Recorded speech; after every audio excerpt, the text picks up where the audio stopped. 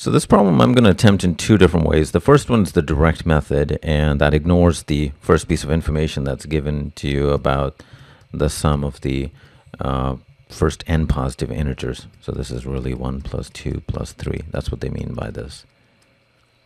So I'll apply the direct method first. And so the question is, what is the sum of all the even integers from between 99 and 301? So I'll write those out: 100, 102, 104.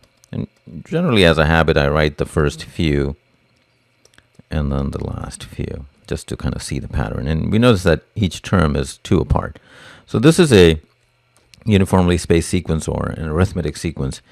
And here, the average is actually equal to the median. We don't really need the median part here, but the key thing is the average is related to the first and last term. It is the average of the first and last term. Again, I'm not going to go over why this is. That's part of the concept videos. But here, it would be 100 plus 300 over 2, which is half of 400, is 200. So that's the average. Now, the sum is equal to number of terms, and this is true for any sequence times average or any list of numbers. And I already know the average is 200. Now I need to count how many terms are there. And there's also an expression for that. Again, I'm not going to go over that. Is number of terms is last minus first over the spacing, meaning how far these terms are, plus 1. So in this case, the last is 300, first is 100, spacing is 2. They're all 2 apart, plus 1. So this is 200 over 2, which is 100 plus 1, 101. So that's the number of terms. So the sum is the average times the number of terms. 101 times 200, double that, that's 202. Append the 2 zeros. So the answer is 20,200. So that's the most direct way of doing this problem. Now, this particular problem, the way that the writers have written it, they obviously want you to use that information in the first sentence. And so I'm going to do it the way they are expecting you to do. You may choose not to do it that way, but I think it's good to know that, because there might be other problems where what we applied may not be applicable and you may have to use the information given. So the piece of information we're given is that the sum of the first n positive integers is given by this expression.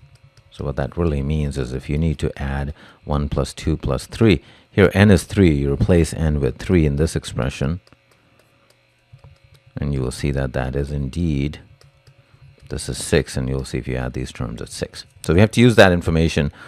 So we're given, or we're asked to find the sum of 100, 102, 104, all the way to 300. Now they're all even, spaced apart 2. Now if I were to factor a 2,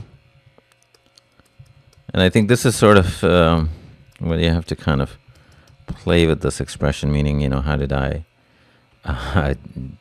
notice that I have to factor a 2? Well, the idea is I want to relate it to sum of consecutive integers. And once I take out 2, then these become consecutive integers. And this would be 149 plus 150. Now I can apply this formula, although you have to be careful. This is from 50 to 150. So first I'm going to find the sum 1 through 150. And basically here n is 150. So 150 times 151 over 2. So, and I'm going to actually leave it like this.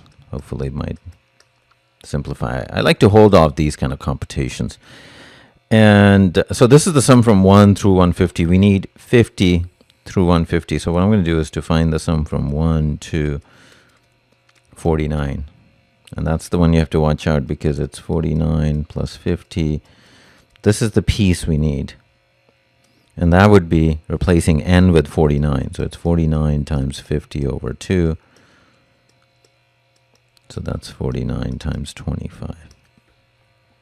Now, this sum here would be this first sum minus that, because I'm taking out the terms 1 through 49, and I'd be left with that. So our original sum, we still have the 2 outside, is the difference, 2 times the difference of that. So 75 times 151 minus 49 times 25. Okay, so I want to be a little bit lazy, so I'm going to factor a 25 because I see 25 times 3. So that's 3 times 151 minus 449. And I guess I'll have to do this computation. So that's actually 453 because 150 times 3 is 450. So 453 minus 49, which is 404. And 25 times 2 is 50. So the answer is 50 times 404. And that's, we should get the same answer. 5 times 4 is 2002. So that's 2020, and then we have the 0 from here. And we do indeed get 20,200.